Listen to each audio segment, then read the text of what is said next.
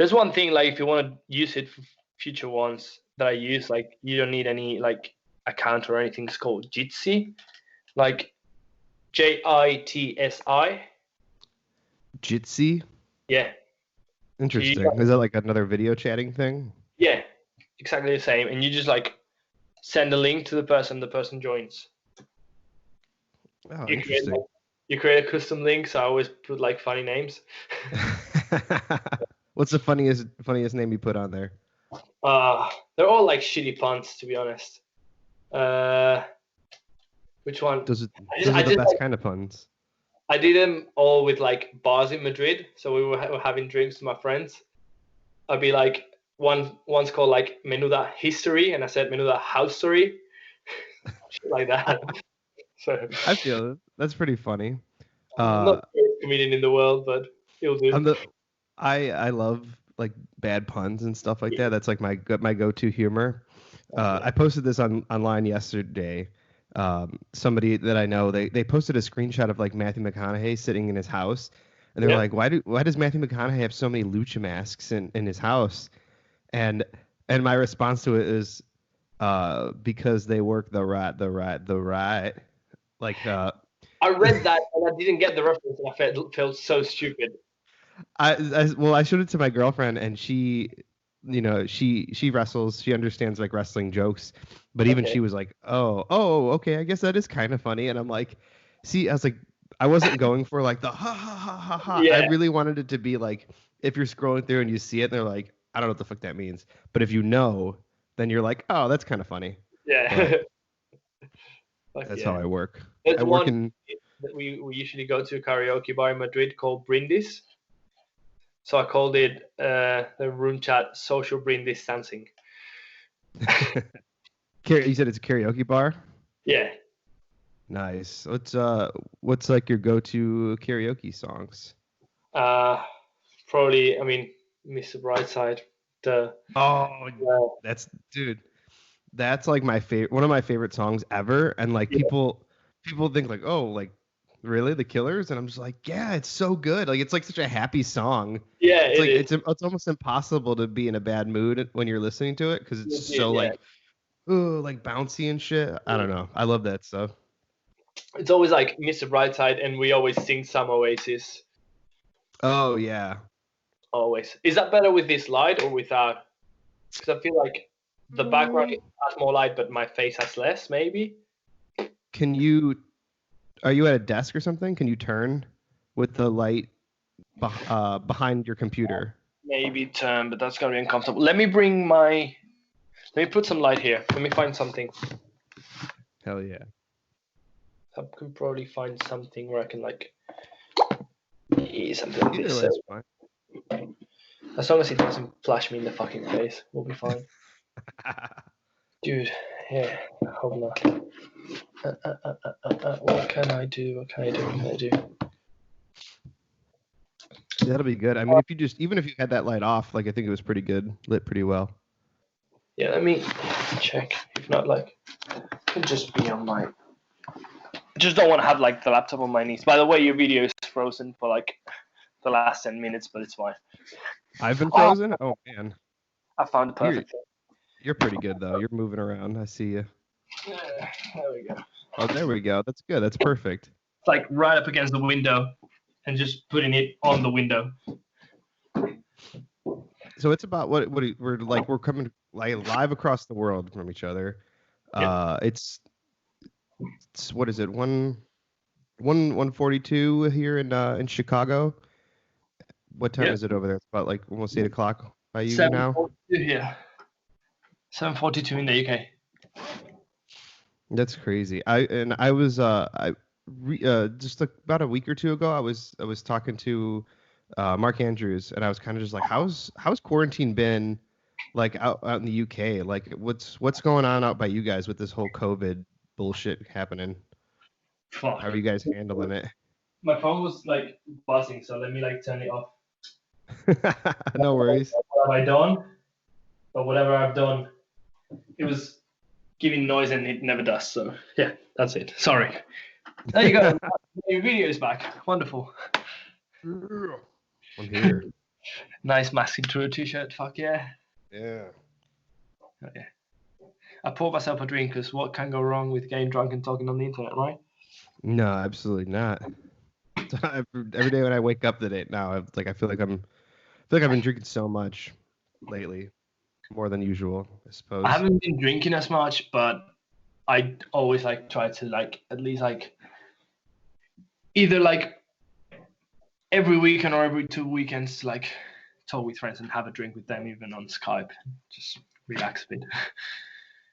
Yeah, no, it's been like doing this podcast like this. I've been telling like the other people I've had so far, um, has been like super awesome because we're supposed to be like keeping our distance from everybody and just not like interacting with people, and we're all like, let alone wrestlers being social people, like just humans in general are like social. We're social animals, and we need to like Yeah. interact with people. And so Yeah. this has been nice. Yeah. I guess. I was talking to Mark. What did Mark say? Oh, I had just asked him. I was like, we're catching up a little bit, and um, trying to get him. I'm trying to get him to do this show with me, but we'll see if the powers that be will allow it. But I just kind of was like, oh, how's quarantine been over by you guys? Like, I know it's been pretty wild over here. Like, I've never seen Chicago so shut down. I've never seen like I get on the highway and usually there's like traffic every day, no matter what day or what time of night. And now it's just like nobody's on the highway, nobody's at the stores. It's freaky, man. How's it been out by you guys? Here is not too bad. I mean, it's probably worse than that it's not too bad because like it's a fairly relaxed. We have like fairly relaxed rules, so we're allowed to like go out and like work out in the park for like an hour a day or like for a walk a day. If you go with like your housemates, you can go. In supermarkets, they tell you to like if like to go on your own, even if you go with your housemates, like they force you to break into one person groups. But yeah, like I went to the supermarket today and like the queue was like huge. I was like, what the fuck? Like in fact I had like one podcast I wanted to listen to. So Dang. So but they got you guys waiting outside the store yeah, to come in? keeping up. Yeah, yeah, it's like on my stories and like they just have us like doing like fucking zigzag so we're not like next to each other. But it's what it is. Like it's not too bad. Luckily, like here we have a back garden, so most of the days I just go out and like play some guitar or read a book or something. Just like allows me to get out of the house without getting out of the house. Yeah, that's pretty nice. I know, like at my apartment, we have a backyard, but Yep. like, or a back garden, I should say. Yeah. We have one, but it's like our landlord has like he's got a big dog that Okay. it's like a huge pit bull, and they always say like, oh, he's nice, and he's been nice like with my girlfriend and stuff, but every time I see him, he looks like he wants to like rip my arms off. So like, and he kind of hangs out in the backyard, and I'm just like, you know what? I will avoid that area for now. And I love dogs, but he does not seem like a friendly dog at all. You love dogs, he doesn't love you. Yeah, yeah. But yeah, no, it's been like that here too, with like waiting to go in stores and stuff. And they actually just said yesterday that starting May 1st, they're gonna like require like if you leave your house, you have to wear a mask, you have to Yeah. like have gloves on and shit. And it's pretty wild like to see like our world just becoming this. Like this is now the norm. Like we have to like adapt to it. And Legit. I don't I was know. talking to some friends and saying like sure like loads of important things have happened throughout my life. For example, like 9/11 I was like very little so I didn't have like that concept or like that understanding of the world. So this is the first time that I'm living and I think that I'm actually experiencing history, like something that's going to be studied by people in like 500 years from now. Oh yeah. Yeah, it's pretty crazy to think like this is like everybody will look back like when we talk about like the Great Depression or like here in America. I don't know how it was over by you guys, but like everybody talks about how hard times were then, and like how people like um people like used to like because there was no money, they couldn't like buy food and shit like that. Like not that it's like that here, but like people would have to like they would boil their shoes to eat their shoes because it's leather, and leather is like an edible thing. It's like And it's like, not that we're getting to that point, but we talk about like these things and it's like, oh man, I can't believe that happened here, or like that happened in the civilized world. Yeah. And like now we're looking at it in a different way, where it's like there's this like disease that's out there that we have to like, we can't see it, and we can't like physically fight it. Yeah. We have to hide, we have to like cover ourselves up, and we have to just kind of like wait for it to go away, or until they like figure out how a cure. Yeah. I just like would love to see how like history books are gonna write about this, because like they're not gonna say like, and what did people do to pass the time? Oh, they shared memes and watched like shit shows on Netflix. Like no history book is gonna say that, but that's what's happening. Like, and sometimes I think about it, like, okay, that's like the reality. That's what we're living now. Mm-hmm. Like, what things were happening in the stuff that we've studied that we didn't learn about? Like, what was like life actually like? It's gonna make for a really good documentary one day, I'm sure. Oh, yeah. Yeah, they're gonna talk about all these stupid people. I don't know if it's happening over in the UK at all, but we have people here that are protesting that they have to stay at home, and they're just like, they're going out in hundreds and thousands of people in these protest groups out in city halls, just like protesting and shit. And lo and behold, they're all getting sick because they're interacting with each other, and they're just like, yeah, like they can take disinfectant and get cured. That's fine. Yeah, it's like we're gonna figure this out one way. Either everyone's gonna die from this because they're stupid and they don't stay at home, or we figure out a cure and then go about living. Yeah. But that's okay. That's enough COVID talk. I feel like every week I'm like, okay, guys, like we're going into this again. But what else? You said you've been hanging out, playing some guitar, reading books and stuff. Like, what has life been for you since like we can't be wrestling and stuff? Like, what have you been doing to pass your time? It's been hard, man. Like, I have highs and lows. I've been trying to stay positive. Like the other day I was saying, like, feels weird how positive I am feeling, or like trying to stay throughout this whole time. Like, the PMA in me is kicking like way more than usual. So that's good in a way, but obviously there's like highs and lows.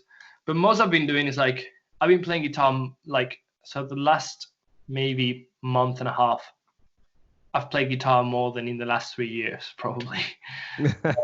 Luckily, I borrowed a guitar from Travis Banks. I will return it to him once this is over and buy one. Here. One day. Lifesaver, legit lifesaver. Been watching some Netflix shows. Well, any shows don't necessarily need to be Netflix. Reading books. Been playing PlayStation Online quite a lot, to be honest. Oh yeah, what have you been playing? So I've been playing mostly FIFA and GTA. I did play some Uncharted games, which I'm like going through, but then like I started going online on FIFA and GTA, and that's like kept on my time.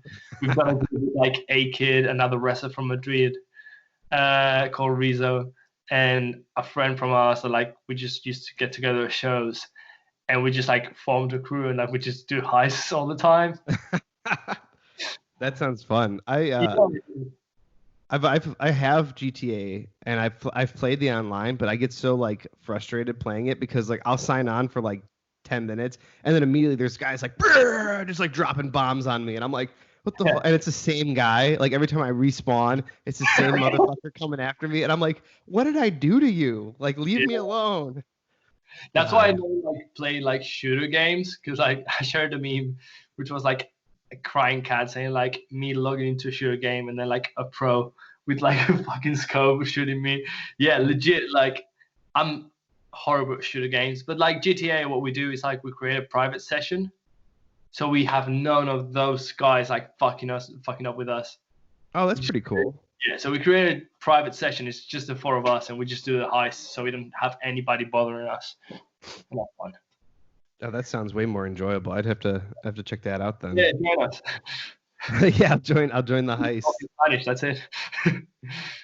Oh man, yeah, it's been a lot of video games for me as well. I just for the longest time, like I was only playing like Red Dead Redemption 2, and Dude, it's so good, and I just like I played through it. So like I beat the story mode, and then I started doing the online a little bit, but it's like kind of like buggy and stuff. But I just would play like after you beat the game, you just play the open world, and I'd just be hunting and doing all this other bullshit, and then I just started a new save file. So I was like, oh, I'll just play through the story mode again, and now I'm playing well, Animal Crossing with my girlfriend, which has been great. I love it. I don't own a Switch, and I'm so sad because there's been so many games I've missed out on. Oh, dude, you got to get you should pick up a Switch Lite. Those guys are like, it's like a little bit smaller and they're so much cheaper. I just have no money at all now. Like it's definitely not affordable right now. Obviously, it's hard. So, but no, I feel that. Oh man, so I do get it sometime. That's definitely on my shopping list. What so with WrestleMania weekend getting canceled, I know you had a lot of big bookings coming up in there. You want to talk about that? Talk about what kind of shows you had coming up in there. I remember specifically you were doing the Jimmy Lloyd's GCW show. I know I saw that one. Which I was super surprised when like they announced me like basically a second after Jimmy Lloyd, and I was like, what? when they just got in touch with me to get me on that show, I was like super happy. I was doing Glory Pro, which was like Myron Reed and Super Crazy. I was like super looking forward to that match. That would have been really awesome. Yeah, I was doing WrestleCon Super Show against Ares for the Riot Lucha Libre Championship, and I was like so hyped for that too. What else was I doing? I was doing Primetime Pro Wrestling, and I was doing Black Label Pro, which match never got announced, but I was told the match, and like when I was told the match, I was like so hyped. I was like, okay, like like one of those matches where you're like, if this match goes well, it's one of those that can get a lot of buzz. Well, yeah, no, definitely. It had the names on it to be one of those matches. Would it have been good or not? Like, we'll never know, or maybe we'll know in the future. Like, I don't even want to say what the match was, just in case it might happen in the future. No, definitely. But when Mikey told me, I was like, fuck, and then like a week later, everything happened, and I was like, oh, this isn't gonna happen, isn't it? Dude, yeah, I love Mikey so much. He's like, he's a mad scientist when it comes to like booking, because he just figures out these matches that are just like, oh shit, I never would have thought about that, but goddamn, now that I've seen it, that's all I want to see. Yeah, that's like every show is there's at least 2 or 3 matches like that on every Black Label show where you're just like, man, those are gonna be fucking good. And he's a great dude too. I fucking love him. He's always been like the best to us. So there's one thing that happened on WrestleMania weekend last year, which was supposed to be the first time we were gonna work for him. Mm-hmm. And we were asked to do Ref Pro on the week of Mania, basically. We were starting to work for Ref Pro, but like at that time, Andy told us like he was gonna give us all of his dates, but we had to do the New York one too. So we told Mikey, like, hey, Mikey, like, this is the person we work for most in the UK. Like, he's asked us to do that. We need to do it. His show is, like, starting, like, an hour before yours or half an hour. But he's going to let us open the show. Gresham was on the show, too. Mm-hmm. He was like, going to let us open the show, and then we'll come to yours. Are you okay with that? He was like, yeah, that's fine. And we basically, in New York traffic, we never made it. Yeah, I remember that. Was it actually, I think I was in the Battle Royal in that show. Yeah, exactly. So Gresh made it just to the main event. He legit was like lacing up his boots in the car and like traffic lights, and we legit got there to the show as the match we were supposed to be on just finished. Dang. And Mikey sucks. And Mikey could have been mad at us something, and he knew it wasn't our fault, and he was super cool with it, and he said like we had no heat with him, and then he's helped me out loads on like the times I've come over, and every time he's like, yeah, whenever you want to come over, and I'm super, super grateful for him. Like, he's the best.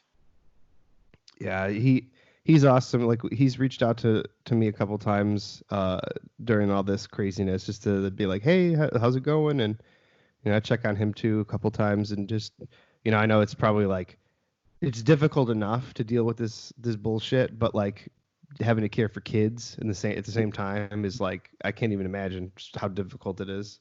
Yeah.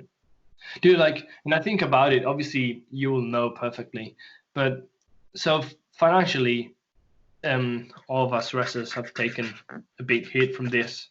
But then I Hmm. think about promotions, and especially promotions that were running like Mania weekend. Yeah. And fuck, like my heart breaks from them because like behind those promotions, there's real people. Hmm.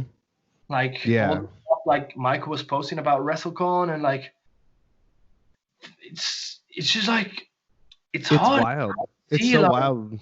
yeah, like it's something that's totally out of their hands and could legit ruin people's lives, and it totally worries me. And like obviously I took a bit heat, and all of us wrestlers took a hit, but like promoters, like legit, their lives could change. Like they could lose houses and stuff, and it's hard, man. Yeah. Yeah, it's pretty crazy like because obviously like doing anything in the entertainment business, whether it be like, promoting concerts or Yeah, wrestling or anything like that, like anything you do isn't guaranteed. Like it's all like, by chance. You hope people show up, unless, it's just you can't prepare for something like this. You're yeah, not like, well, in the event that there's a global pandemic and the entire world shuts down, at least I have this in my back pocket. You just don't think about that.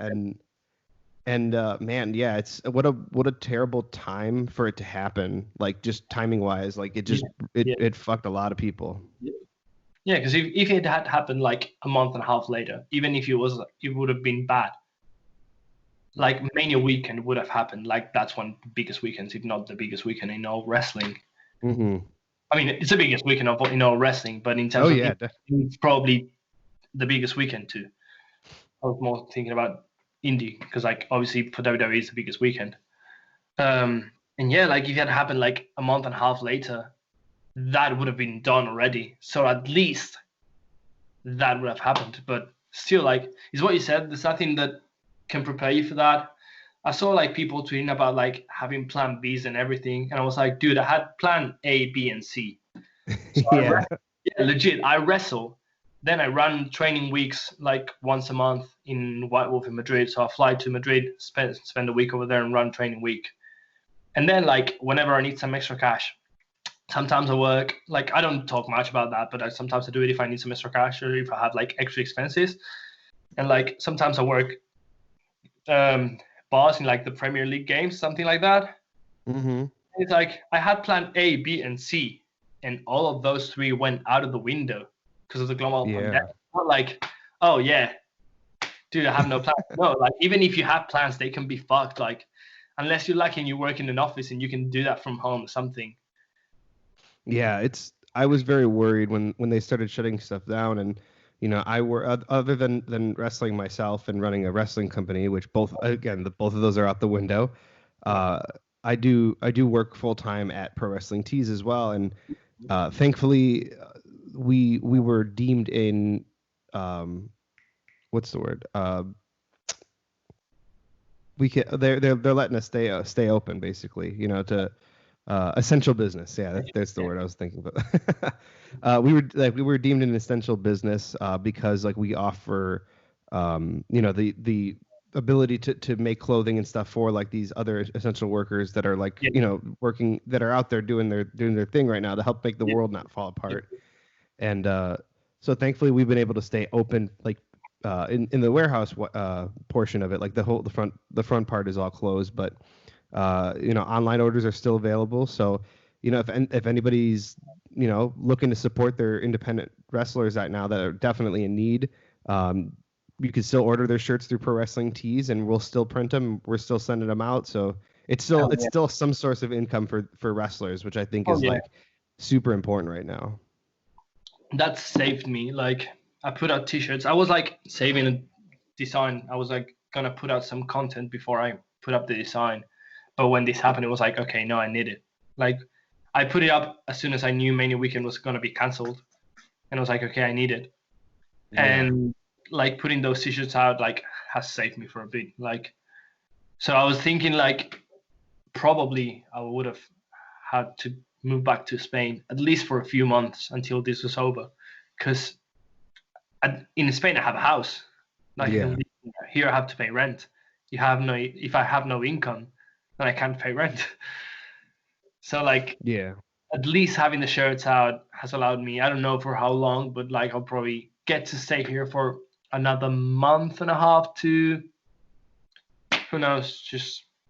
And they haven't, like, I know some places they have, and they've been talking about it over here, at least by doing a rent freeze on for people that like legitimately can't afford it. And I think that's definitely something important that they need to like even consider doing, because Yeah. like you know, what are you going to do? You're going to kick these people out on the streets, and then what? Then they're going to become infected. Like that's terrible in you know, the literal sense, but also now you're putting more people in danger of getting infected and spreading the disease more, and now you're just becoming more of the problem than a solution, you know? Like, yeah, like if there's no income, there's no way you can pay rent or like anything. Sure, you can have savings, but those are only going to last for so long. Some people are Yeah. going to have lots of savings, some people are going to have very little. And yeah, it's like, it's not much you can do. And money's only going to last for so long. So yeah, luckily, like, so we had like being fully open, like we had this agreement with our landlord, which he said we can just pay utilities until this is over. We still have to pay her the rent when this is over. So like, it's not that he's allowing us not to pay rent. She's just Sure. postponing it. But at least like that helps with this time. Like whenever this is over, I guess we'll be able to go out and make money again and try to like make up Chip- for that rent. But still Yeah, have like, to pay rent, like still have to pay utilities, which is like a good cost. Like some yeah. obviously it's less than rent, but still in like money that you just don't get. So Yeah. Still gotta keep the lights on at least. it's a difficult situation. But it's Yeah. like that for everyone. Like I've been trying not to like see myself as a victim or like picture myself in that way, because I feel like we're all in the same situation. Yeah. Instead of like dueling in pity, I'm just trying to stay positive and seeing of ways that I can make money or do things differently or like look for alternatives, whatever it is. I think too, like, because everybody's like in the same situation, uh like social media, like, I mean, social media has always been like, you know, a roller coaster of emotions Yeah. sometimes, but I feel like people have been like coming together a little bit more, and like it's definitely been a lot more positive stuff. Yeah. Still a lot of negative stuff, and also a lot of people posting booty pictures and stuff, but no, I think it's important, you know, like we're all like you know, I guess at risk, you know, like, you know, I know a lot of people, you know, suffer from depression and stuff like that too. So this is like it's super hard, like, just for everybody. And you know, keeping a positive mental attitude is definitely important, especially now. Yep. Yeah, I'm someone like has been open, like I've struggled with that too, and that's why I said like, because I feel like also another reason why I try to stay positive, or like why I don't want to like just go fully into like pity and how sad this all is because like if I start thinking about that and feeling pity for myself and feeling sorry for myself, the only thing that's just gonna bring me sadness and sadness and sadness. Like those are facts. Like that's there. That's happening.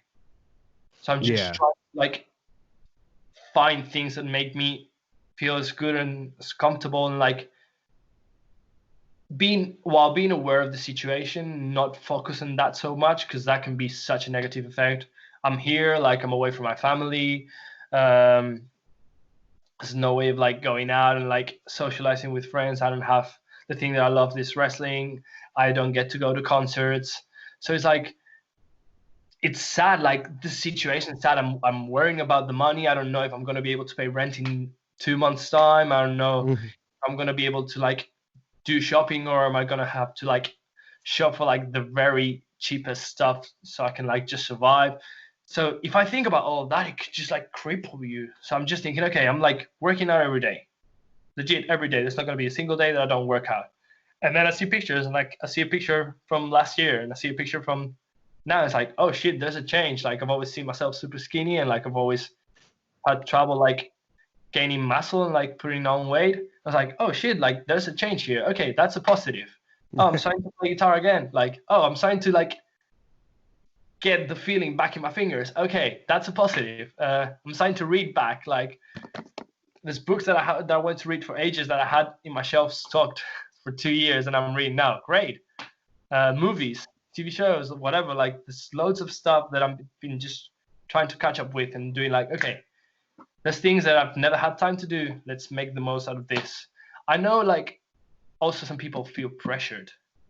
Like, you don't need to be active and make the most out of the time, because like that can also be a pressure to people. Like, fuck, like I'm here but I'm not making the most out of this time, and when am I ever going to have that time again? That's totally fine.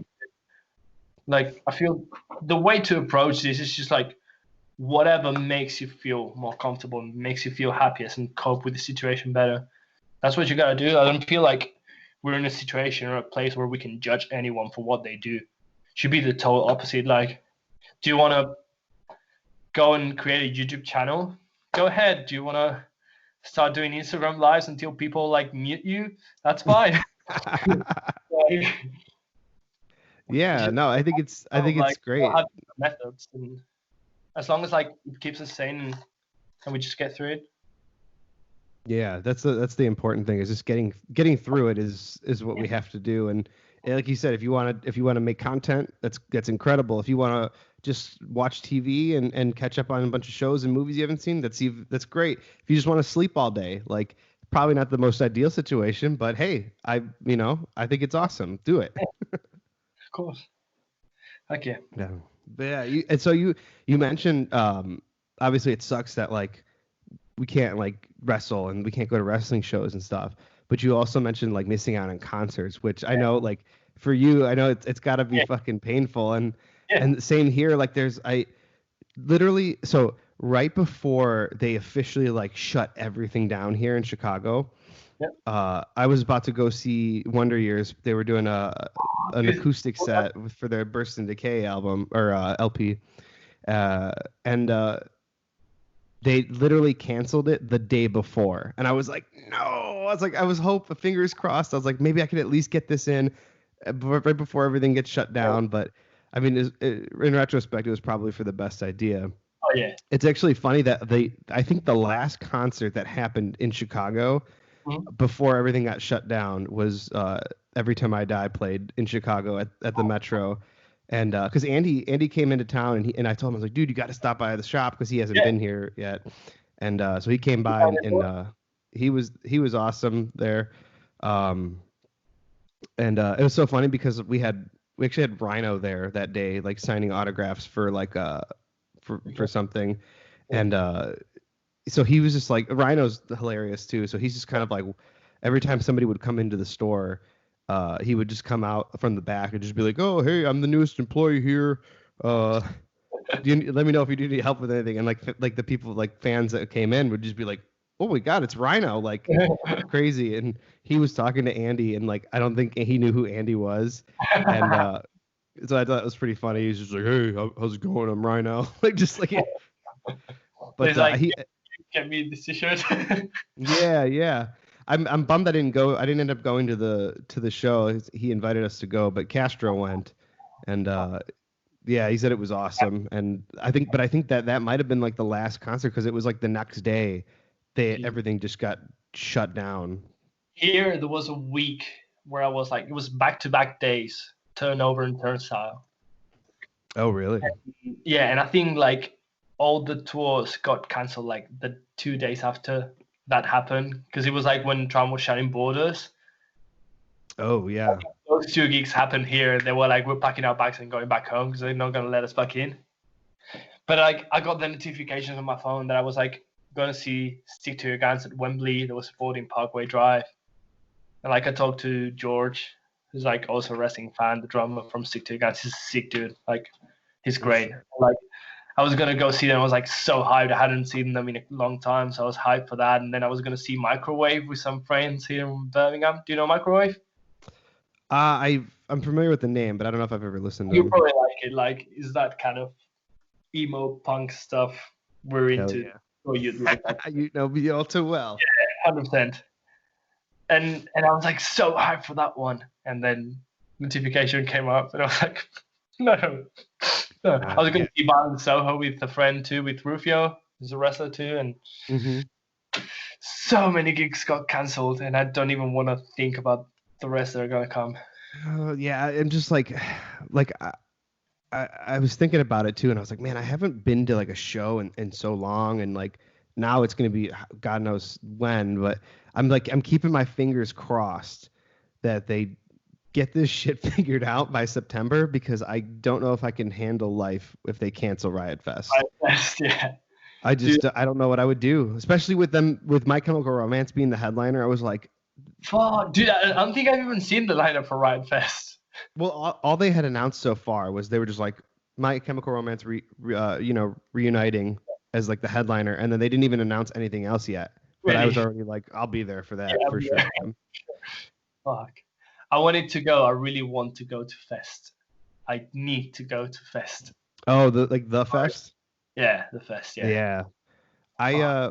I've been down there the last couple years. Like I've been down there for the wrestling, but I'm always coming down and just like doing the show and then going home, and like because I'm always with a carload of people that don't care about any of the bands, so I'm like, guys, come on. Like I think 2 years ago, it might have been 2 years ago, that like Descendants were there, I think. I'm not sure. Or maybe 3. Possibly. But I wanted to see them there. Luckily we did there's a brewery here in Chicago called 350 Brewing, and every year they do like a big beer festival called 350 Fest. Okay. And they do they're like the guys that run this place. They're great dudes, awesome dudes, super into punk rock, super into wrestling. And they had us do wrestling during the festival, so they would have like, it was inside this giant convention center, and they would have the ring on one side and then the stage on the other side, and they would do like throughout the day, it was like one match would happen, and then after that match, then a band would play their set, and then after that band's done, then another match would happen as the other band is setting up, and then we would go back and forth throughout the night. So like I remember the first year we did it, I remember the bigger bands that were on that were like Less Than Jake. Yeah. And I think it was Less Than Jake, Real Big Fish. And then I think I don't remember who else was that year. But I think the next year after that was like Me First and the Gimme Gimmes and like the Descendants. Fuck and yeah. and Menzingers. Oh, I love the Menzingers. Yeah, dude, it was so sick, and like you can imagine like a crowd of people that are just like hammered, just right up against the ring, like you don't have to do anything, and they're just like super into it. But then it was awesome, like when like I remember when Less Than Jake played, they were just like, they were on stage and they were like talking like, look at the like talking about the wrestling ring. They're like, let's get a fucking circle pit around the wrestling ring. And me and Castro were standing like by the ring because we were like keeping people from getting into it. So we got into the ring and we just started like going like, come on, like throwing our arms around, and then there's a video somewhere of it, but we got a circle pit going around the wrestling ring during the show. Yeah, I'll look for it, but you need to send me that if you can find it. Yeah, I think I had it it's on my Instagram somewhere else. I'll dig for that. Yeah. But yeah, man, I'm like, fuck. I'm so stoked that like, you know, just like how the wrestling business has kind of like adapted to this like no fans at shows thing, as far as what WWE is doing, and like IWTV's kind of like digging into like all these old shows and releasing older footage or shows that people haven't seen before. Like they're getting content out there for people to watch, but like bands have been doing it too. Like I've seen a couple like artists have been doing like acoustic sets on Facebook Live. So many Instagram lives, so many.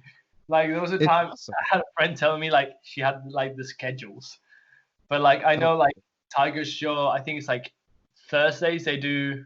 It's like 1:30 a.m. here in the UK when they do it. I saw a couple of Chuck Reagan ones.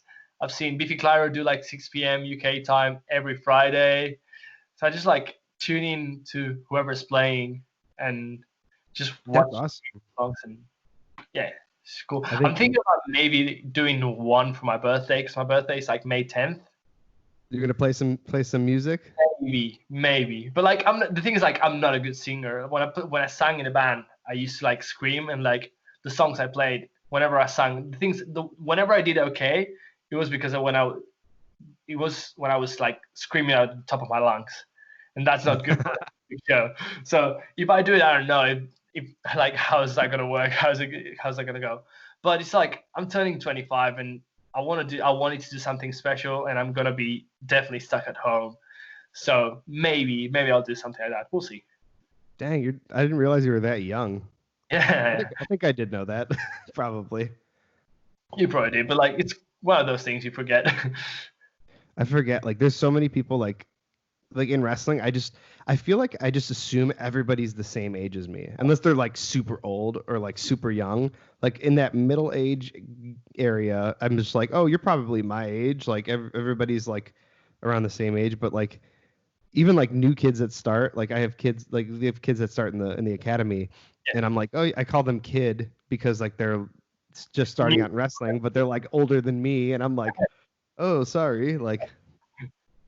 Yeah, like, but I'm the same. I feel with wrestling, you just feel like everyone's more or less the same age. Like, so Kilimanjaro is one of my best friends over here, and it was his birthday the other day. And only the other day I realized we are like 10 years apart. But I never Really? thought about that. Yeah, I just never thought Dang. about that. I was like, yeah, he's my friend. That's it. Yeah, I think about that. So I don't know if you're familiar with like Elena Black or like Blair Onyx. Yeah. They're like some Midwest girls over here. Um, Elena Black, she's from the Freelance Academy. Show I did, right? What's that? I think they were on the freelance show I did. Probably, yeah. Like the Uh, scramble. yeah. Okay, yeah. The She-Lance Yeah. Scramble. But it's crazy. Like, so they rode with me to a show, Uh-huh. to a Glory Pro show, and like we're just talking about like stuff in the car, like music and everything, and then I'm just like, wait a minute. I was like, and I realized it's like I like the age gap, because I'm like, what, I have no idea what anything you guys are talking about, and I realized I was like, oh yeah, it's because I'm 10 years older than both of you, like, and I just don't.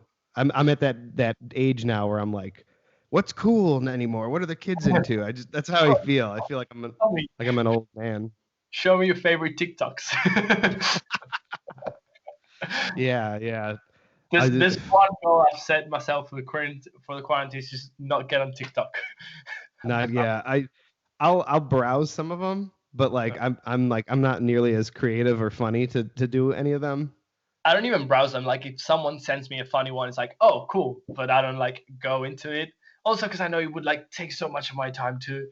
It's like I don't need to like get myself another social media where I can spend like another hour a day. Oh, Yeah, I feel man. like if I posted anything, it would be so cringy. Like whenever I see TikToks, like the 90% of the times, I feel like cringed out. So There's been some pretty good ones that I've seen though, where yeah, I'm like, oh, that's so funny. But I know I agree. Like there's some people that are just like, it's like, what are you doing? Come on, man. that would probably be me. That would definitely be me if I decided to make any. You said you were listening to Bomb the Music Industry. Dude, holy shit. Okay, so I was playing like just like a random Spotify playlist, and they came up, and I'm like, what is this like band? Because like I was trying to figure out if I knew them, and then I looked at the name, and I was like, I've never even heard of this band, and I'm like listening to it, I'm like, wow, this is like a mixture of like ska punk, uh, and like the Blues Brothers. This is what it sounded like. It's like Yeah, it was. I was like, this sounds like a party. Like it just yeah, literally sounds like a party, and I'm like, oh shit. And then as soon as I got home, I'm like, I gotta see, are they still making music? Like I would love to go see them at some point. And then I saw that they broke up in 2014. But and then I posted about it online, and then just everybody's like, yeah, this band. I'm so happy that like so many of my friends are like into this band, because I'm like now I can talk about this to people that would understand. And but then I'm also like, what the fuck? Like nobody ever told me about this. Like, yeah. Like how do you miss out on that? So I discovered Jeff Rosenstock, which I would guess is like the lead singer. He was in the band. I know he was in the band. I don't know if he was like main singer or whatever. And again, it was the same thing. Like it just came up on a Spotify playlist. It was You in Weird Cities, and I was like, oh, what's this song? This song is fucking dope. And then I was like, okay, let's check out more of his stuff. And I was like, okay, I love this. Oh fuck, I love this. And I like just kept on playing it. Like I've been like spamming it like non-stop for like 3 days, and I'll be messaging all my friends to be like, yo, what the fuck? Like, have you heard this? Like how is this song from 2015? And I just know, like I just found out about it now. Like what the fuck? And it like so I tweeted about it because I legit like saw the like I was listening to it, and I was like, oh fuck, when is he coming? I want to go and see him. And then I realized, and I was like, oh yeah, they're no good. Nothing's happening. We're stuck at home. But isn't that like the best feeling too? Like I was talking about that with my girlfriend. I was like, dude, I just love the feeling of like finding new music, and not necessarily like music that's like new, but like new to me. And then I'm just like, and then you just fall so deeply in love with it, and you're just like, this is all I want to listen to for like the next couple weeks. Yep. And it's just such a great feeling that I feel like I don't get anymore. And it's not because I'm not trying to find new music. I'm just like, I just feel like I'm not hearing shit that I'm like into as much. Yeah. So I had that same feeling, and I was thinking about it. I was like, there was a time where I wasn't looking into finding new music that actively, because for a second I felt like such a stupid thought. Of course, like I was completely wrong, but it was like, I think I feel like most of the bands that I would like and I would really like, there's nothing that's really gonna shock me or like find something new that I'm gonna be like, oh fuck, what is this? This is new. This is mind-blowing stuff. And then this comes up and it's like, fuck, yes. Yeah. I watched a video of him playing I watched a couple of live videos. One was like this something, is it Little Elephant, those sessions? Yeah, I think so. I think so, I can't remember. But he was playing You in Weird Cities, and he was playing it like twice as fast. And it was punk as fuck. Yeah. So cool. And it just like, I was like, okay, I just want to be in like a fucking basement singing with friends. And then I saw a video of him playing like that and Hey Allison at the Fest in Florida. And same, it was like just so fast. Yeah, it's so fucking fast. Like the song itself it's fast. That's like what shocks me the most. Like the song itself is like the most punk song he has, I think. Those two songs are like the fastest songs he has, and then he plays it like twice as fast, and it's like, oh fuck. God, my fingers, just his finger playing as fast until his fingers start bleeding. Yeah, like forearm like fucking burning from. I couldn't even like. It's funny, like you said, you've been playing guitar a lot. I right before this quarantine happened, I shouldn't say like right before, but like a couple months before, I had so many guitars. Like I would just collect guitars because in my head I was like, I would love to learn how to play. I was trying to teach myself how to play, but I'm left-handed too, so like all these were right-handed guitars. So I was like, I got to get the strings fixed, and then it just became like I didn't have time also, yeah. But I got rid of all my guitars. I had like, what's that? Small trivia before you continue. I was originally left-handed. Like whenever I grabbed the guitar as a kid, I would grab it like that.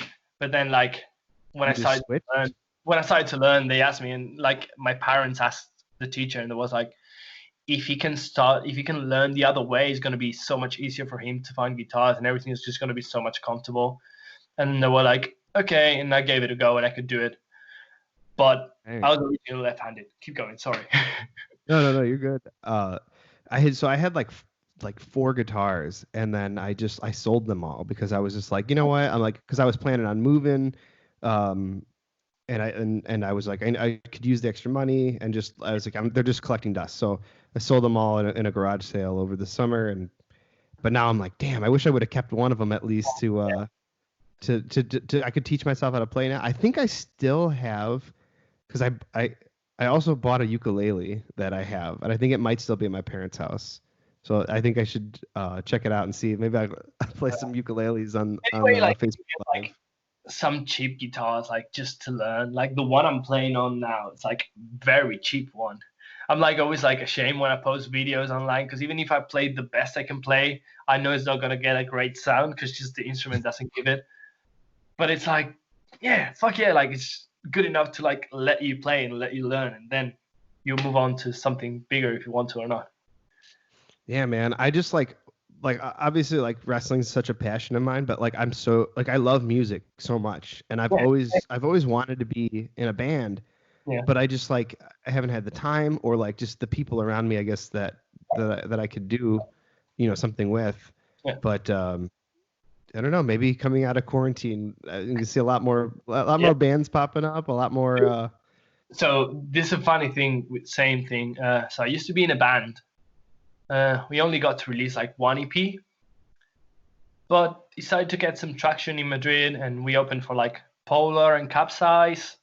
oh So shit. we started to make. We opened for like No Turning Back too. We did some like cool gigs with like international bands. And we're starting to get a bit of a name, a bit of a following, and I could see like, for example, the gig we played with Capsize, people were singing like to our songs more than they were singing to Capsize. We were like legit like mind blown. We were playing, looking at each other like, is this happening? Like, Whoa. what the fuck? Like they know our songs. We have like 5 songs. They know them all. That's um, crazy. and then like we ended up splitting up because I wanted to take the band way more seriously, and they didn't. Um, and then some shit happened, and basically we all stopped talking. Oh. And yeah, so it was bad because they were like some of my best friends too. So, and this quarantine, like just before quarantine, a friend put us back in touch together. Like what Really? we had in common, he just went out on a night out with them, and I just happened to be on a night out here in the UK. And he messaged me and sent me a picture with them, and I was like laughing. I was in a good mood. I was like drunk and stuff, and I was like, yeah. And then he made a WhatsApp group with all of us and left. Put the name of the Oh, band in the WhatsApp group. He left the group and was like, "You guys sort your shit out." And I was like, "Oh, well, hello, I guess." And then dang, that's crazy. How much hello. time had passed in between since you talked to them last before then? 3 years, three Wow, years, yeah. that's pretty Um, wild. so we started talking a little bit, and like during this quarantine, we did like one Skype call with the 4 of us, which was the first time like in Dang. 4 years that we had spoken. And then like there was one time the other guitarist and myself, we just played the EP back, and it was like, oh fuck, do you remember how to play this? And I was like, oh, I remember this part, and it was like, I remember this part, and we were just like bouncing off each other. And we're talking like, fuck, maybe it'd be cool like once this is over to just do one gig for friends, just one in Madrid. So we can just like get that out of our systems and have our friends come, have a good time. And that's it, like nothing more. Like we all have our lives and we just can't do it. But fuck, it was like, why don't we just get together one more time and have fun? And we're like, maybe. Mm. So when's the next EP coming out? Never. Probably. I don't know. I started trying to write some songs because I was like, okay, maybe like you can try during this quarantine to maybe get into writing some music again. But what I said to myself is like, I don't want to feel pressured. Like if I feel like writing or something comes up naturally, that will like I will do it. But right now, what I usually do is I just want to learn songs that I like and like I can enjoy that. But if Do you you have haven't, like do you have like no. digital copies of the EP, the first one? Yeah. Mhm. Oh, you have to send me it. I'd love to hear that. Yeah, I will. Like I feel like the first 2 songs, the intro and the first 2 songs are like very good, especially for what we were capable of at the time. Mm-hmm. The third one is okay. The fourth one, it's just not as good. It was incredible live, but in the EP it sounds so shit. I sing horribly. I cringe so bad. I'm sure it's good. Dude, it's bad. But the first 2 songs are good. Like the first 2 songs, if I didn't know them and someone played them to me, I would enjoy it. I say that I mean, that's awesome. maybe someone will be like, no, they're still shit, and they were probably right. But I'm proud of those. Do you care if I play it on this podcast at the end? Sure, yeah, that's cool. Sweet. Yeah, yeah. When this goes up, I'll have it And close out the show. yeah, fuck yeah. Hell yeah. So we got a couple questions from folks on the old social media machine. Oh yeah. Let's jump into some of these. Let's see. I gotta read. I'm reading off my second screen here, so I gotta lean over because my eyes are such shit. That's fine. Not a question, but Juice Pro Wrestling, pro wrestling podcast out of Chicago at Yeah. JP Dub Podcast on Twitter. Uh, when I posted about interviewing you, they were just like, "Awesome, Carlos is a good dude with the metal fingers." So, shout out to those guys. Yeah, I've met them at Warrior shows and stuff. And Oh yeah, they're great dudes. yeah, fuck yeah. Not another question. At 04711 on Twitter says, "Dope, go Team White Wolf." Yeah, go Team White Wolf. And I guess we didn't really talk about you guys being in NXT UK and stuff like that, but that's somebody asked at Platinum Saki on Twitter. They said we see you more in NXT UK, but I said will we see you more probably. What's talk about that? What was your experience doing stuff with them, and is there any talk of any kind of potential return? It was an incredible experience. It was completely mind blowing. So we spent a whole week training the PC in the UK PC. And then we went to Glasgow to the tapings. We were told we might get a dark match, but we didn't know. Mm-hmm. So we just went there and trained, and that was it. We had never wrestled in Scotland. That was funny. Like we had wrestled all over the UK, but we had never wrestled in Scotland. We had wrestled in Newcastle, which isn't like that far, but that was like the farthest up north we had made it. And then we were told we were wrestling on the second day, and it was going to be on actual TV. And I was like, oh fuck yeah, that's great. And we went out. There were people that recognized us, and I was like, oh fuck, like because we were expecting absolutely nobody to know us. Being up there in Glasgow would be like, I don't think anybody will know us, but we came out and it was like, oh, there's people knowing us here. And then the thing I always it was great because we wrestled Gallus, so they were like hometown boys, and it was like fucking packed. There were like 2,000 people there. Like I was looking there when I walked out, it was like, okay, yeah, this looks like one of the house shows I used to go to. Yeah. Like the ones in Madrid that would be way bigger, but it felt like that. It felt like big. It didn't feel like an indie event. It definitely felt like a WWE house show more than like an NXT UK taping per se, let's say. Yeah. And the thing I remember the most, and Aki and I always talked about that and spoke, like we looked at each other and we knew, but then we talked about it. When we were coming back after the match was done, we saw like some kids like sprint to the barriers and try to shake our hands. Like sprint for their lives and like being asked like, please. And we shook their hands and we just went past the curtain and we looked at each other like, we just said to each other with the eyes like, fuck, have you seen that? Like, cool. That was so cool. Like I remember being that kid and like running, and I remember like Mickey James like shaking my hand and then having glitter on my hand for like a day and a half. The following day and be like, yeah, this is Mickey James glitter. Look. She shook my hand, and Rey Mysterio did this thing with the mask with me. Fuck yeah, that's the coolest thing ever. And then I saw like those kids running, and maybe one of those kids would go like, oh, those guys shook my hand. That's the best day of my life. And I was like, fuck, that was so cool. That was like mind blowing shit. And the whole experience was great. Like I really enjoyed it. I loved training there. Yeah, I had a great time. Then obviously Aki got offered a contract. There's some stuff that's happened after that I've never really spoken about it publicly that Sure. I might because I wanted to talk about it in a promo, but because you don't know when that's gonna happen. Basically, I was asked to do another tryout for them, Mm-hmm. and I very politely rejected it. Not because I don't want to be there, because I feel like it's great and that'd be great. But I was at a point where I was like, I'd spent a couple of months on my own already, Mm-hmm. or 3 or whatever, a few months already on my own. And I felt that I could grow so much more. I was really enjoying that. I was really discovering myself. And if I eventually end up signing with them at any point, I want to be someone when I go there, like, and I want to feel like I'm the best version of myself I can be. Yeah, no, I understand. You want to like prove your worth, kind of. So I was like starting to get some singles matches and starting to see like I could do stuff and finding my steps, still finding my sucks. I was doing most of the stuff I was doing was in tag. So I was like finding my steps in the singles in singles competition. I was traveling to the States. I was doing lots of cool things, many cool things with Rev Pro, and it's like I feel like I need more time on the indies. Like I don't even know. I wasn't even offered a contract. I was offered a tryout. So it's not like I turned down a Yeah. contract. But even with that, it's like I was really flattered. I was like, yeah, let's talk maybe in the future. I don't know. But I feel like there's so much for me to grow in the indies right now.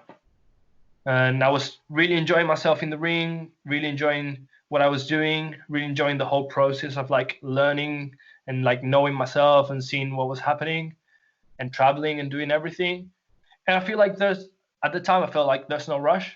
I'm still young, and if they're interested in me, if I keep developing and getting better, surely there would be probably interested in the future. Like if I get better, why would it be less interested, right? Yeah, no, absolutely. So The yeah, I've indies never are said hot that right now like, too. first time I've talked about it, but yeah, that happened. No, So that's awesome. It's admirable too, because like you think probably most people would probably like immediately jump on that, like any opportunity they got, but you're kind of like, you know what? Like I want to present myself in the best possible way that I can. I want to prove that I have worth, outside of just like a tryout. You want them to come to you and be like, "Listen, we seen what you've been doing out there. We seen you, hustling, going to the States, working all these big indies. We need you on our team." And I that's kind of want to have that following. I want to feel that good about myself and be like, fuck yeah, I got this. Like, I'm fucking sick. I feel good about myself. It's like that being like, okay, dude, like, here's a body of work for you. Like, this is cool. And it was a risky choice at the time because I wasn't making loads of money or anything. It's not like, okay, yeah, I can stay here because I make $1,000 of merch every month. Like, financially wise, the best would have been to do the tryout and pray for a contract. yeah, maybe. But I felt at the time, I put, I would say like maybe career perspective and just like, yeah, like fulfillment and creativity and just thinking like long term instead of short term because it was never a no to them. It was like, please let's talk later. Yeah, no, yeah, and I'm sure they respect that too. Yeah. So yeah, it was a risky decision, but that was the decision I made. Let's see what we got here. At Ruth is an otter, which is a great handle. Yeah. They ask favorite music venue and wrestling venue, ones that you've been at and ones that you'd like to go to. Dude, I saw that question yesterday. I've been trying to think about it, and I couldn't come up with an answer. With the music one, with the wrestling one, I think I can. Wrestling one, Your Call is probably my favorite. Your Call and La Tabacalera, the old White Wolf venue. Oh yeah, That it was looks sweet. magical. That was fucking magical. Like backstage, rubbish. There was like no back floor, okay, and dirty floor because it was like I don't know The how you. calling card of any wrestling venue, Sorry. as it's the calling card of every wrestling venue. Yeah, legit. So it's like a self-sufficient venue where like collectives would run it, and most of the collectives weren't like very professional or something. So it was like tough, but the shows there were magical, and Yoko is just magical. I saw my first indie show at Yoko. Oh yeah, Yeah, was it Rev Pro? yeah, it was Ref Pro. So Akid and I and some other friends from Spain, we went to train to the UK for like a week. The first time we went to train to the UK, and we just checked if there were any shows, and it was Uprising, which had that famous Osprey and Vader match. Oh man, I remember that. So the card was fucking amazing. Like Yeah. I remember some matches. I remember it was Vader and Ospreay, Ricochet versus Pete Dunne, Chris Hero versus Marty Skrull, which at the time it just fucking blew my mind. It like Jeez. my head exploded. It was Jay White, which when he was in Excursion versus Josh Bodum. I think it was like Ryan Smile and PJ Black unannounced against Two Unlimited. Damn. Dude, the card was like fucking sick. It was Shaq Samuels versus Big Damo. It was such a Damo. great show, incredible show. That was like when Rev Pro was at its hottest too, I feel. I think it was Zack Sabre Jr. versus Jeff Cobb too. Ooh. Dude, like that show was so good. And I was like, fuck this thing. And obviously, because I've never experienced indie wrestling, I remember walking into the venue and seeing all the wrestlers at merch and be like, You guys are just hanging out? what? What the heck? Yeah. And we were speaking to Hero because this, like, some Spanish fans know this already, but so Chris Hero was at the first show of what ended up becoming White Wolf. Really? The first show they did maybe half an hour away from Madrid. The main event was Claudio versus Hero. Ah. Yeah. A-Kid started training like a week after that, so he never got to be on that show and meet him and everything. But every time I've met Hero, I've met him a couple of times. I met him there and obviously at NXT UK. And we were talking at NXT UK and he's insane. He's like one of my favorite wrestlers, if not my favorite. He's so nice. He's like Danielson and him. And we were talking and we would have a conversation about the tattoos that my trainer had. Oh, really? What the fuck, man? Like, how do you remember this? Obviously, basketball, I'm huge into basketball too. So there was a topic there. And like my coach, my first trainer, had like a Drazen Petrovic here. And then really? On his arm? Yeah. One Drazen Petrovic here and Spain World Champions 2006 here. Oh, so that's badass. Yeah. We had a conversation about that, and he was like, "Yeah, tell Alex." I told him, and then Alex messaged me and was like, "Tell him, I told him Lakers were gonna win the ring with the soul." Dang, that's funny. Cool. Yeah. Have you been watching the Chicago Bulls documentary that's been going on here? Yeah, fuck yeah. Dude, it's so good, right? Yeah, it's so fucking good. It's I was telling somebody here that like for me I grew up in that era. Like that was like at the height of like basketball popularity like in Chicago and you know especially with how good they were and everybody knew everything. And I think at that time, especially at the during their last run, I was like 8 or 9 years old, and I was just like everybody was just obsessed with basketball at that time, and it's cool because it's like you grew up in that, you've seen it all, you know the story, but like to now see and hear all the stories like behind the scenes and like all the little things, the dealings going on with contracts and stuff, it's super interesting. All the Scottie Pippen stuff, I had no idea.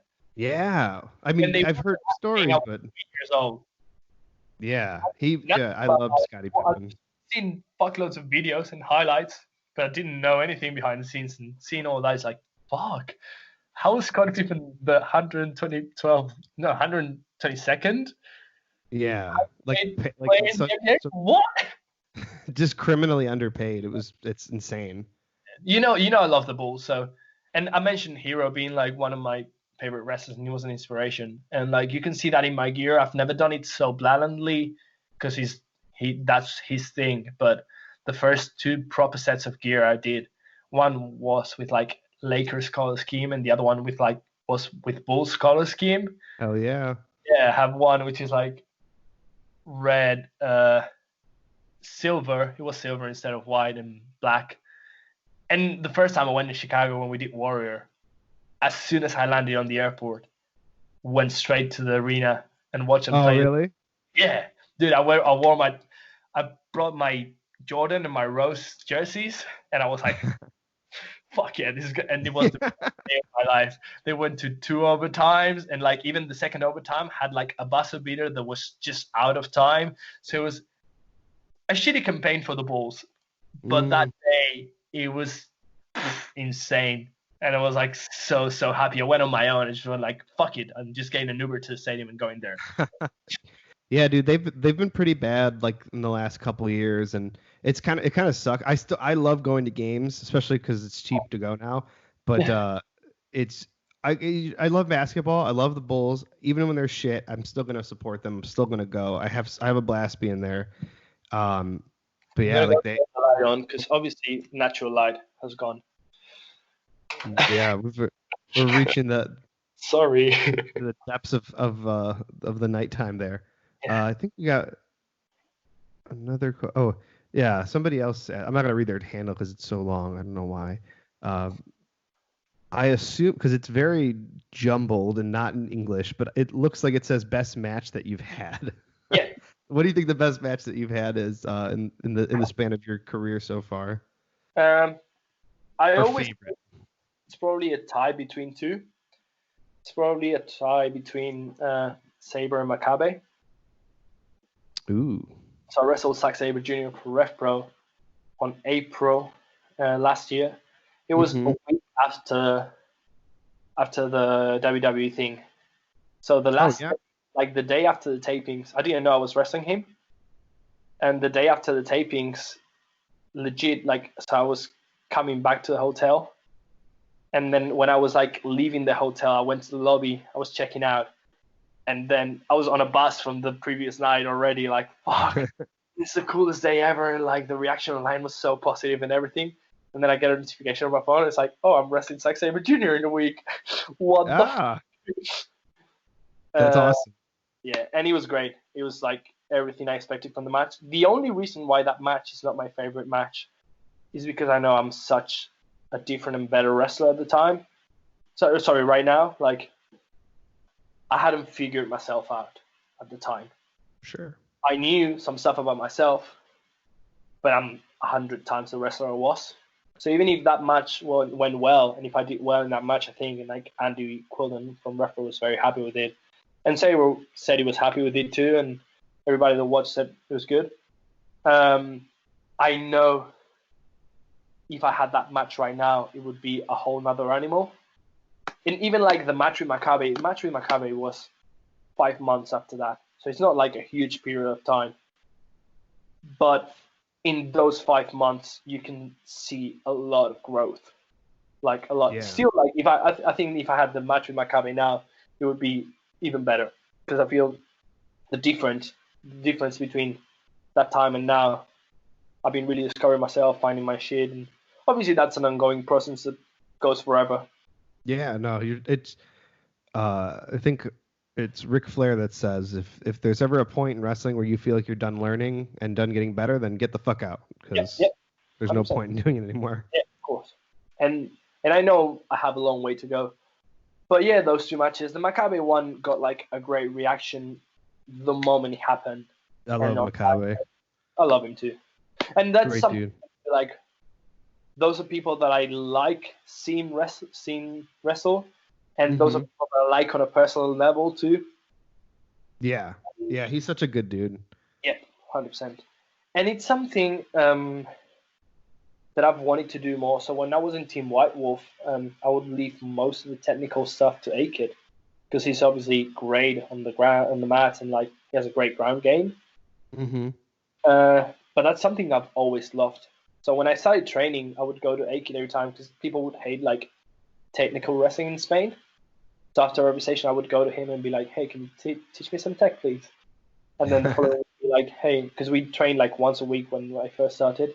And the following week, I would come to him again and be like, "Hey, can you remind me everything? I've forgotten everything." And then I would keep on coming back to him all the time. But I never really got to showcase that in the ring. And because I didn't do it that often, whenever I got to do it, I don't think I was that proficient. But that's why I said, like, when I started doing single stuff and then I got to wrestle Saber and we said, like, we wrestled for like 7 minutes. I was like, fuck yeah. When have I done this? Never. I wrestled my cabin, it was the same. And when I wrestled Richway, we did like mostly improv and mostly just grapple around. And that's something I always wanted to do, but never really had the chance. And the two matches I've had with like super technical people, or people very well known for the technical game, I I've would been I would definitely love to learn more of that style too, because for me growing up, I was in amateur wrestling for most of my life, and wow, I love like you know, like a good like a ground scramble, trying to like jockeying for position, like that's so much fun to me, and I really miss doing that. dude. We had it. So finishing what I was saying, like, so some of my best matches have been against people that are like proficient in technical wrestling and more like gravitating towards that side in that match. So that's definitely a path that I want to follow. Uh, I still will do some flying, and I know like, and I enjoy it, just jumping around the place and doing stuff like Yeah. that. But I want for technical wrestling and for submissions to be like a bigger part of my offense and of my game. Hmm. And yeah, you were saying about like scrambling around. There was so Eddie Kingston spent a few months over here in the UK, and there was one training session that he ran, and we just did the Shark Tank, and we just had like Oh. one guy and everybody coming in and wrestling that guy for a minute, Oh and man. I was so happy. It was so much fun because dude, I was like having the best time because with some people I was like, okay, I'm gonna grapple, like kind of shoot, but not shoot. Hmm. So with some people I would do it like more towards grappling. With some people I would do more like towards like technical and chain wrestling. With some people I would try to throw in a sequence. With some people there was a challenge that I did to myself. There was like I'm gonna try to put these people in the convoluted holes I do in the matches without letting them know to see if I can get them into all of them. And it was like such a great experience, dude. I fucking loved that. Dude, it was It's a good so, learning experience. so fucking cool. It was great. I got one or two more questions for you. One of them is actually it was submitted late for last episode, but I told him I was like, listen, it's a good question. I'm gonna Okay. leave it in, and I'm gonna ask the next person I have on. So, Christian Romero, who he's one of the hosts for Two Heels and a Face podcast here Yep. in Chicago as well. He said, what has made you laugh recently? What has made me laugh?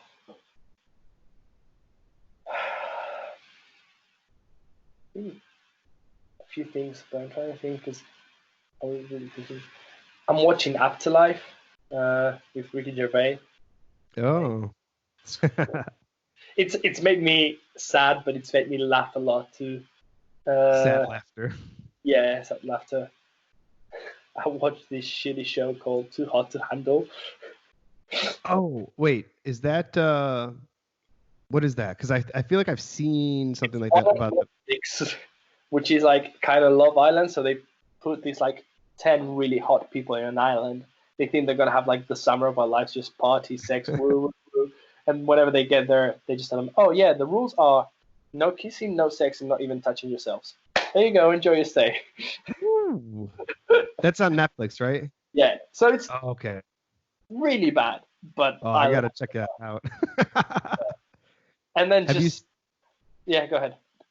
Oh, I'm sorry. Like, there's I see it's on. I think it's on TLC here in Okay. in the States, but it's called I think it's called 90 Day Fiance or something like that.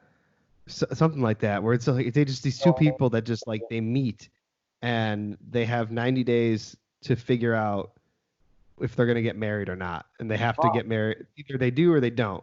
And it's just like this. I've just seen like the memes of it online and just pictures of the guy who looks like this no necked like gross looking dude, and the girl's like this like super hot like Asian like mail order bride kind of deal, and I'm just like, damn, dude, this is like kind of fucked up, but it's like Yeah, I need to watch this shit. Like trash television is great. yeah. There was one like that in Spain, which was like Married at First Sight. So Oh, the first thing on the show was they were getting married, and then they would have the time to figure out if they wanted to keep the marriage or not. oh They were man, actually married already. Like that's the first thing. they're committed. Yeah, and yeah, like I've been watching The Office, which I haven't finished yet. I The know. UK or the American one? Oh, yes, the American one. Uh, so I've been watching The Office. That's made me laugh loads. And just playing with like GTA with friends has been hilarious, fucking hilarious. Yeah, That's it's been great. fun. good shit to make you laugh. Yeah. The last question I have is from my good pal Scrump, who is the host of the PWT cast. I feel like a lot of my questions are just submitted from other podcasts, but that's great. At least we're getting stuff. Yeah, that's probably because that's the questions they would like to ask. They'd be like, Yes. fuck, I want this question. So he asks, what do you think happened to Atlantis? It was a great movie. Hell yeah. Dude. And a great game. Dude, the PS1 video game. Oh, there's a game? Yeah. Damn. If I'm not wrong, I think I played loads that game and I could never get past it. Yeah. Dude, you know what I didn't even notice until recently is the guy who did the animation for that Disney Atlantis movie is also the guy who was the comic book artist for the Hellboy comics. Oh fuck, that's so sick. And if you look at the artwork style, you're just like, oh yeah, it makes sense. But like, I was like, whoa, I didn't know that. That's awesome. That's so cool. Well, yeah, like now that you've asked this question, I'm gonna go and like investigate about it and read a little bit about it. I've been trying to some of the reads like just not only just fiction but non-fiction and just stories and trying to learn some history and everything. So I'm trying to like culturize myself a little bit too more. Like I've always been trying to be like literate and culture. I've studied, but I'm trying to take it one step forward. So it's always good to continue to expand your mind and to learn. Yeah, exactly. I'm the same way, but for me, it's mostly watching documentaries and just I'm like I used to read so much, but now I'm just like my brain does not allow me to like sit and read anymore, which kind of sucks. But too, dude, it's really really hard for me. But I just do it in small doses and try to make it through. Documentaries are definitely easier, but I enjoyed reading, and when I read again and then I sit there for a good half an hour, an hour, or 2 hours, if I get fucking stuck in it, then I feel really good about myself. So hell yeah. Well, dude, thanks for sitting down and recording with me. This has been so much fun, especially since we're across the damn globe from each other. It's nighttime behind you. I could see it now. Yeah, catching up with a friend. Yeah, dude, it's like night now. That's awesome. Before we jump out of here, then, do you have anything you want to plug? Any merch stores? Anything? The floor is yours, my friend. Social media is Carlos Romo PW on Twitter and Instagram. My email over there is over there, but there's no bookings at the time. So, but if you want to shoot me an email, just message me about whatever you can do. And I have a merch store which is carlosromo.bigcartel.com. I have a few t-shirts left, very few actually, luckily. But I still have a few t-shirts left there, so check them out if you want one. I'm still shipping, so hell yeah, make sure you guys buy them. Yeah, hell yeah. Well, dude, thanks for sitting down with me. I guess I will talk to you soon, my friend. Of course we do. Hell yeah. Take care, man. Take care.